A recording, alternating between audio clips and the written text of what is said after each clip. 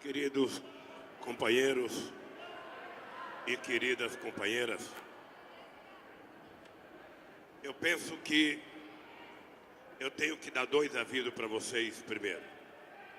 Um é que vocês estão percebendo que a minha garganta está muito rouca e eu ainda tenho que fazer uma passeata lá na Liberdade, em Salvador, no Dia da Consciência Negra. E por isso eu vou tentar economizar nas palavras. Eu queria apenas dar um recado para vocês. Eu acabo de fazer uma viagem a Medellín, participar do encontro da Claxon e participei de um encontro junto com o companheiro Pepe Mujica, ex-presidente do Uruguai, e o assunto era provocar a juventude a assumir um papel mais importante na política dos países da América Latina. Chegamos até em pensar que eu e Mujica devêssemos gravar um vídeo debatendo a questão da juventude ou fazer um livro num debate entre nós para a gente poder tentar fazer essa boa provocação à juventude da América Latina. E nesse encontro de Medellín, tinha aproximadamente 8.000 pessoas, dos quais 80% era de jovens. Mais de 80% era de jovens. Numa demonstração de que a ideia de que a juventude não gosta de política é apenas uma ideia de quem não gosta de política. Porque a juventude brasileira, historicamente, todas as vezes que se apresenta crise ou início de crise, é a juventude que vem para a rua dar os primeiros passos para tentar mudar a lógica da política. Esta semana eu fiz ainda uma reunião com a juventude em função do mandato do companheiro Vicentinho lá em São Bernardo do Campo, para discutir o papel da juventude dentro do nosso partido, dentro do sindicato e dentro da sociedade. Na verdade, eu ando à procura de resposta. Eu não tenho nenhuma certeza. A única coisa que me preocupa nesse momento é a tentativa. A tentativa de vários setores dos meios de comunicação. A tentativa de vários setores da sociedade de tentar induzir a sociedade brasileira a não gostar de política. De tentar induzir a sociedade de que a palavra política por si só está apodrecida. E quem tenta resolver os problemas, se a política não funciona, possivelmente seja um programa de televisão, possivelmente seja um apresentador, possivelmente seja o que está criticando a política. Então eu queria chamar a atenção de vocês para o papel que está reservado à nossa juventude.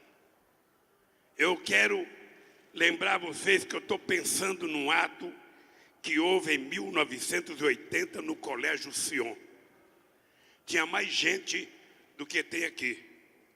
Havia muito mais radicalismo do que existe aqui. Muito mais. Muito mais. As palavras de ordem que eu estou vendo aqui é doce de cupuaçu em relação às palavras de ordem que a gente ouvia no Colégio Sion. No Colégio Sion ninguém conseguia falar, ninguém era ouvido. Só o companheiro Apolônio de Carvalho é que conseguiu dar umas palavras no Colégio Sion, porque tinha tudo que vocês possam imaginar e um pouco mais. Daquilo. E daquela coisa que parecia impossível de ser organizada, surgiu o mais importante partido de esquerda da América Latina.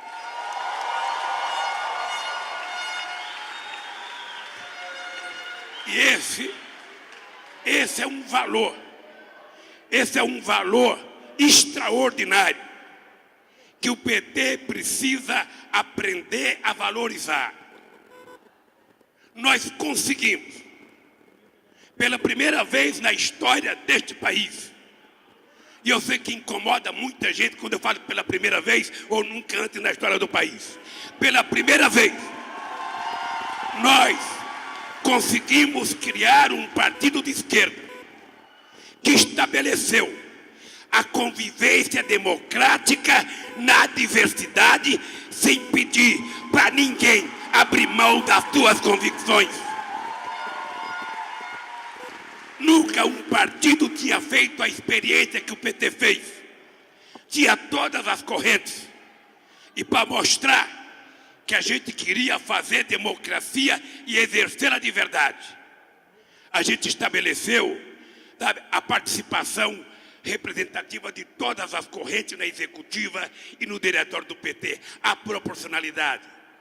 Depois, para avançar mais, a gente aprovou também a participação de jovem, de negro, de índio, de mulher, de branco, de quem quiser. Para dizer à sociedade que esse partido não tem medo nem de praticar e nem de exercer a democracia em toda a sua plenitude. Para nós, não há tema proibido. Para nós, não há tema complicado. O complicado é a gente não ter coragem de debater os temas complicados. Por isso, presta atenção que nós temos que convencer muita gente nesse país. Primeiro, nós temos que convencer as pessoas de que a desgraça de quem não gosta de política é que é governado por quem gosta. E eu sei que em muitos lugares onde vocês trabalham, onde vocês estudam, onde vocês moram, muitas vezes você sai com a bandeira do PT para fazer alguma atividade, tem gente resmungando. Aí eu não gosto de política, eu odeio política, todo político é ladrão. É isso que eles querem, é que se desconfie de tudo mesmo. É isso que eles querem. Então nós temos que dizer claramente, a desgraça de quem não gosta de política é que é governado por quem gosta. E quem tá falando isso para vocês é um cidadão que em 1978 eu achava que eu era muito esperto. Eu tinha feito as greves no ABC e eu já estava virando o máximo, tá? Então, a imprensa, eu era unanimidade na imprensa. Eu era o operário apolítico. Eu era o operário que eu ainda dizia assim para esnobar: eu não gosto de política e não gosto de quem gosta de política. A imprensa adorava o operário puro, o operário só operário, que não quer o poder. O que eles não sabiam é que a classe trabalhadora me fez entender que a luta sindical por si só não permite que a gente faça tudo o que a gente tem que fazer no país.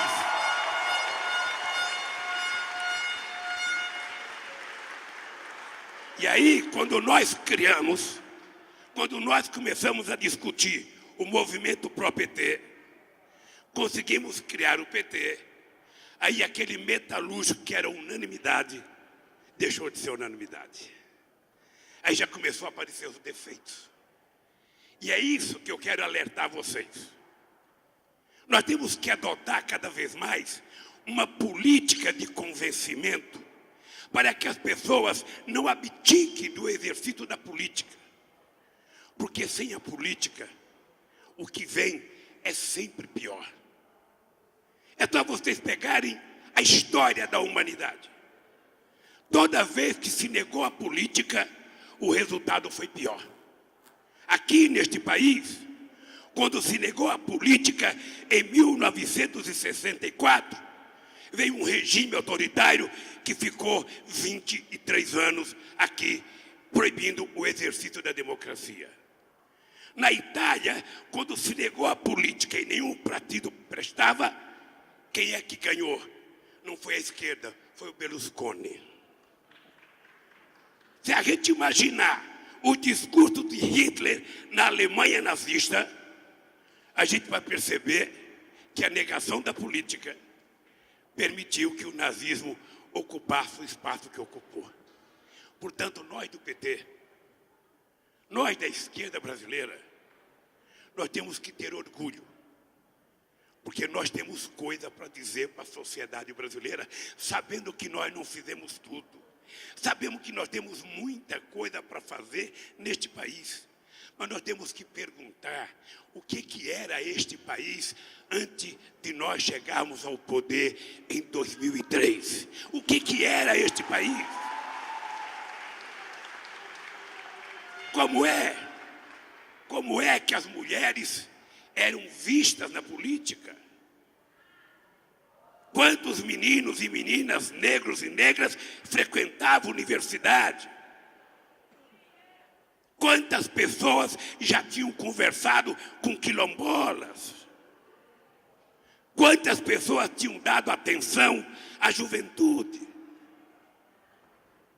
Nós ainda devemos muito à sociedade brasileira. Mas nós, certamente, fizemos mais do que já foi feito em qualquer outro momento da história desse país para garantir a participação da sociedade. Só no meu mandato foram 74 conferências nacionais.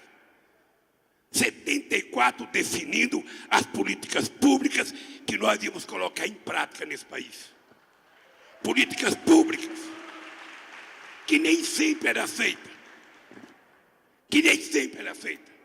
Ou vocês acham que a sociedade brasileira aceita tranquilamente a entrada de pobres na universidade? Ou vocês acham que eles aceitam tranquilamente as cotas para garantir a participação dos negros na universidade? Incomoda porque, teoricamente, este país foi preparado para ser governado apenas para 1/3 da sociedade. 1/3 podia andar de avião, 1/3 poderia estudar. A coisa que mais me envergonha é saber que a elite brasileira que governou esse país, a elite bem formada, a elite bem estudada, a elite que tinha pós-graduação, ela não teve respeito por esse povo. E eu vou contar 3 casos para vocês. O Brasil não foi apenas o último país da América Latina a abolir a escravidão. O Brasil não foi apenas o último país da América Latina a fazer a independência. O Brasil foi o último país da América Latina a ter uma universidade. Gente do céu, Santo Domingo, Colombo chegou lá em 1492. Em 1507 já tinha a primeira universidade. O Peru, em 1550, já tinha a primeira universidade. A Bolívia, em 1640. Em 1918, a Argentina já tinha feito a sua primeira reforma universitária. E a nossa primeira universidade data de 1922. Esta é a prova mais forte de que a elite brasileira que governou este país nunca se interessou para que o nosso povo tivesse a oportunidade de estudar. E nunca tiveram, porque os filhos deles iam para Coimbra, iam para Sorbonne, e para qualquer outra universidade. E os nossos, eles já sabiam que a gente tinha que terminar o ensino fundamental, tirar a carteira profissional e ir trabalhar. Quando tinha sorte, fazia um cursinho técnico, como eu fiz, como Paulo Camoto fez, e quem sabe muitos aqui, para trabalhar numa empresa. Mas a universidade era uma coisa quase que invisível aos nossos olhos. Quando nós resolvemos dizer que a coisa que mais garantia a igualdade de oportunidades era a educação, quando nós decidimos numa reunião ministerial, é proibido utilizar a palavra gasto para falar em educação. Educação se fala em investimento e não em gasto. Quando nós resolvemos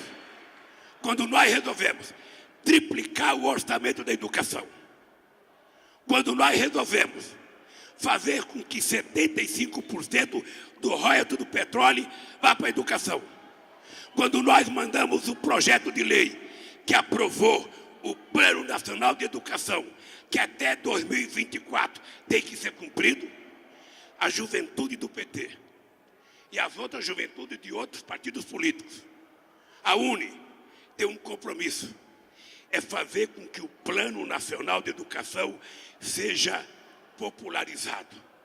O Plano Nacional de Educação não é só para os estudantes ou para os professores. Eu fui o mês passado ao Piauí e fui à Bahia conhecer o que está acontecendo em algumas escolas. E a conclusão que eu cheguei é de que não é possível a gente ter a escola de qualidade que a gente deseja se não houver uma repactuação entre estados, municípios e União. Se não houver a construção de um novo currículo para o ensino fundamental. Se a gente não fizer com que o aluno não vá para a escola por obrigação, mas ele vá para a escola por prazer, porque lá ele vai encontrar não apenas um professor, mas um amigo que vai se preocupar não apenas com a aula dele, vai se preocupar com a vida dele fora de casa. Se a gente não convencer o pai ou a mãe de que a escola é da responsabilidade da comunidade e que o pai e a mãe têm a obrigação não apenas de acompanhar o boletim do filho, mas saber se a escola está funcionando, se o professor está indo para a aula, para saber se o banheiro está limpo, para saber se a comida está boa. Se a gente não envolver a comunidade, a gente não vai ter a escola de qualidade que a gente está prevendo no Plano Nacional de Educação, que tem que ser implantado até 2024. Não adianta pensar que é a Dilma que vai implantar. Ela é um dente da engrenagem. Não adianta imaginar que é o governador que vai implantar. Ele é outro dentro da engrenagem. Não adianta imaginar que é só o prefeito que vai implantar. Ele é outro dentro da engrenagem. Os demais dentro da engrenagem é o povo brasileiro que tem que ter a educação de qualidade para que este país, daqui a alguns anos, não seja apenas exportador de soja ou de carne de boi ou de suco de laranja, que seja exportador de inteligência, de conhecimento, de coisa muito mais sofisticada que o mundo está precisando. E vocês é que têm energia para isso. Vocês é que têm força para isso. Não é um velhinho de 70 anos como eu, que já estou o pozinho da rabiola. É vocês. É vocês que têm energia. E é importante vocês divergirem aqui. É importante vocês discordarem. Mas vai chegar um momento que vocês vão eleger uma nova direção e um novo programa de luta. E aí não tem corrente. Aí é o Partido dos Trabalhadores que vai para a rua para fazer as coisas acontecer. E é importante lembrar que não tem 2018 se a gente não tiver 2016. É importante lembrar que nós precisamos construir 2016. Nós precisamos ter candidatos aonde pudermos ter candidato. E não é lançar o cara que não tem chance, é tentar escolher o melhor e lançar. Se a gente não tiver candidato, nós temos que fazer aliança, sim. Porque eu queria dizer para vocês, o ideal de um partido político é que ele pudesse disputar as eleições, ganhar a presidência, 27 governadores, 81 senadores, 503 deputados de um partido só. Seria maravilhoso. Em não sendo maravilhoso e não podendo ganhar, a gente tem que fazer aliança com a esquerda em primeiro lugar. Seria maravilhoso que só a esquerda pudesse fazer presidente, 27 governadores, 81 senadores e 513 deputados. Também não é possível, porque o povo não faz aquilo que a gente quer, o povo faz aquilo que ele quer. E muitas vezes a gente tem que aceitar o resultado. E aí quando a gente ganha, a gente tem que construir a governabilidade. Vocês vão ter uma disputa no PT. Alguém vai ganhar, alguém vai perder. Mas depois que montar a chapa, não tem mais diferença. A chapa é do Partido dos Trabalhadores e todos têm que trabalhar unidos. Então, queridos companheiros e companheiras, nós temos autoridade moral, nós temos autoridade política para provocar a juventude brasileira para o bom debate e para o bom embate. Nós temos que debater claramente o que é que nós fizemos neste país. Porque o que nós fizemos é aquilo que prova que a gente tem competência para fazer. E depois nós temos que discutir qual é o futuro, o que é que nós desejamos. Eu acho que um congresso como esse, e queria terminar fazendo uma boa provocação, um congresso como esse tem que sair propondo alguma coisa mais forte de interesse da juventude desse país. Apenas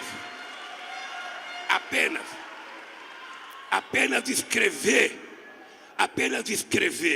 num documento, fora Levi ou fora PMDB, é muito pouco. É muito pouco. Me desculpem, mas é muito pouco. Eu quero saber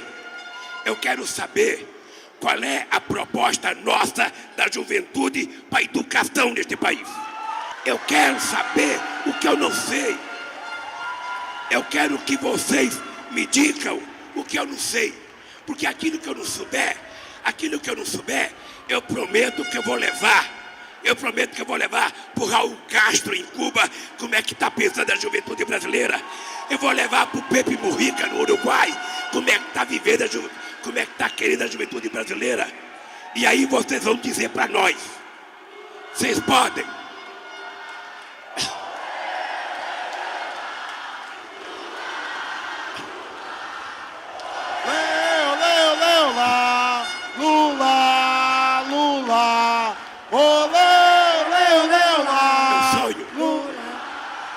Eu sonho que um dia, que não deve estar muito longe, vocês vão chegar aqui e vão dizer o seguinte: ô velhinho, que a nossa turma que fundou o PT está tudo velhinho.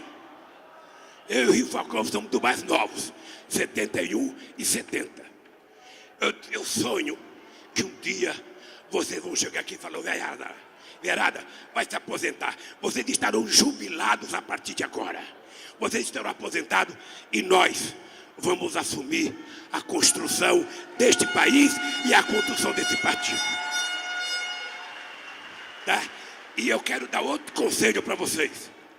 Quando vocês encontrarem na rua, no prédio que vocês moram, na vila que vocês moram, na escola que vocês estudam, no local que vocês trabalham, aqueles ignorantes que, como eu, falava que não gostava de política, aquele que fala que todo mundo é ladrão, todo mundo é ladrão, todo mundo é ladrão, você falou, filho da mãe. Ô filho da mãe, todo mundo é ladrão. Todo mundo é ladrão, ninguém presta. Ninguém presta, não presta o PT, não presta o PCdoB, não presta o PDT, não presta o PMDB, não presta ninguém. Então, sabe o que você faz? Entra você na política, porque você é o político que está faltando para o país. Porque não é correto o cidadão falar bobagem e querer que eu faça o que ele tem que fazer. Então,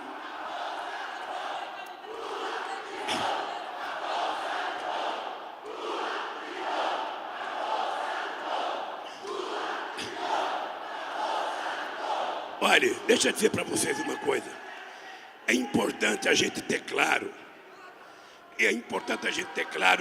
para a gente não queimar etapa. Eu vou terminar dizendo isso. É importante a gente não queimar etapa. Veja, a primeira coisa que nós temos que fazer nesse país, se a gente quiser pensar em 2018, é a gente saber que eles estão com ódio, porque quando terminar o mandato da Dilma, nós seremos o partido que mais tempo governou este país. Você veja que no debate que eu fui com o Roberto Dávila, ele perguntou para mim, você não acha que a alternativa de poder é importante? Eu acho, mas ele poderia falar para os tucanos, que estão governando São Paulo desde 82. Poderiam falar. Então veja, antes da gente pensar em 2018, em 2016, nós temos que ajudar a companheira Dilma a sair da encalacrada que a oposição colocou a gente depois das eleições. Eu pensei que eles tinham aprendido comigo, que perdi 3 eleições e não reclamei nenhuma vez. Perdi as eleições, ia para casa lamentar, me preparar para disputar. Nunca, vocês nunca viram eu fazer uma manifestação contra o vitorioso. Eles perderam e não souberam perder. O que pode acontecer de mais grave para eles é que eles já perderam a 4ª, e se continuar com essa ignorância política, pode perder a 5ª, pode perder a 6ª e pode perder muitas vezes. O que nós precisamos ter consciência é que a primeira tarefa é ajudar a companheira Dilma. É ajudar. Tá? É ajudar. Deus queira que seja aprovado tudo que ela quer até o final do ano, para que a gente possa virar a página do ajuste e colocar a página do crescimento no lugar, para que a gente possa fazer esse país voltar a crescer. A segunda coisa, depois de recuperar a Dilma e o nosso governo, é a gente ajudar nossos prefeitos. Não está fácil governar em cidade. Tem pouco dinheiro, está difícil. Vocês que moram em cidade que é governada pelo PT, você sabe que não está fácil para nenhum. Agora, nós temos todas as condições. Tem gente que fala, o PT acabou. 2016 o PT acabou. Vamos fazer uma pequena surpresa para eles. Vamos fazer. Em 2005 ele falava, o Lula acabou. Está sangrando. Quando chegar 2006, nem transfusão de sangue resolve o negócio do Lula. E o que aconteceu em 2006? Ganhamos. Quando chegou a eleição da Dilma, ele dizia, essa mulher, ela não vai se eleger. Ela nunca foi vereadora, ela nunca foi prefeita, ela nunca foi deputada, ela é um poste. Pois bem, o poste iluminou este país ganhando as eleições de 2010. Tá? E a situação delicada que a Dilma está vivendo hoje não é dela, é nossa. Então nada de ficar resmungando. É levantar a cabeça. Porque imagine se a mãe de vocês, quando vocês tiveram a primeira febre e começaram a chorar, a ter dor de barriga, a fazer cocô sem parar, se ela jogasse vocês fora. Vocês não estariam aqui agora, porra. Então, se nós estamos passando um momento delicado, é hora da gente se juntar e ajudar a Dilma a vencer todos os obstáculos. Por último, aí a gente vai começar a pensar no futuro. Agora, antes da gente pensar nesse futuro, nós temos que pensar no nosso partido. O nosso partido precisa, no próximo congresso, se reorganizar de muita força. Eu não quero que o partido volte a ser o que era, não. Quando eu falo voltar ao passado, não é o partido voltar ao que a gente falava. Se vocês soubessem como eu era, eu ia fazer campanha em 2002. Aí eu chegava no palanque e eu falava, o PT era tão radical que às vezes o povo queria votar na gente e ele falava, porra, eu não estou preparado para votar nesse partido. Eu lembro, eu Jacobitá, eu lembro que a gente falava o seguinte, não adianta votar em nós. Não adianta votar em nós por votar. Nós não queremos o voto pelo voto. Se você vai votar na gente e acha que a gente vai fazer escola, vai fazer as coisas, está enganado. É você que tem que fazer. Eu saía de lá, chegava o meu adversário, falava, eu vou fazer escola, eu vou fazer hospital. O cara falava, porra, vem um aqui, que é o meu voto, e diz que não vai fazer nada. Vem o outro e diz que vai fazer tudo, eu vou votar no outro. Então, nós precisamos ter clareza do que nós queremos fazer nesse país. Nós precisamos ter clareza de quais as propostas de futuro que a gente vai apresentar para a nossa sociedade. Aquela manifestação de junho de 2013, ela foi um alerta. Eu não sei se a gente aprendeu. Eu não sei se todo mundo aqui já tem claro o que significou aquela manifestação. A única coisa que eu sei é que foi a primeira vez que esse rapaz daqui apanhou de skate. A CUT sendo agredida com skate. A coisa nova. Isso é novo. Então, eu não sei, nós precisamos tirar lições, sabe? Nós precisamos tirar lições do que está acontecendo nesse país, da insatisfação, das coisas que estão acontecendo. Achar que aquele movimento todo foi só por conta do passe livre. Se fosse verdade aquilo, essa greve dos alunos de São Paulo teria feito uma movimentação muito maior, porque a polícia está agredindo a meninada que está defendendo a manutenção das escolas. Enquanto a gente está se matando para construir mais escolas, o governo de São Paulo está fechando. Há uma contradição que nós precisamos saber tirar proveito para o debate político. Por isso, companheiros e companheiras, eu acho que esse partido tem 35 anos de idade, talvez mais velho que todos vocês que estão aqui. Esse partido que já teve glórias, já teve problemas, e todo mundo sabe que isso faz parte da política. O que a gente não pode admitir neste país é continuar vendendo a ideia que somente a campanha do PT recebeu dinheiro de propina sem provar se foi de propina mesmo. É apenas uma tese. E eu quero saber se o dinheiro do PSDB foi buscado numa sacristia. Eu quero saber. Sabe?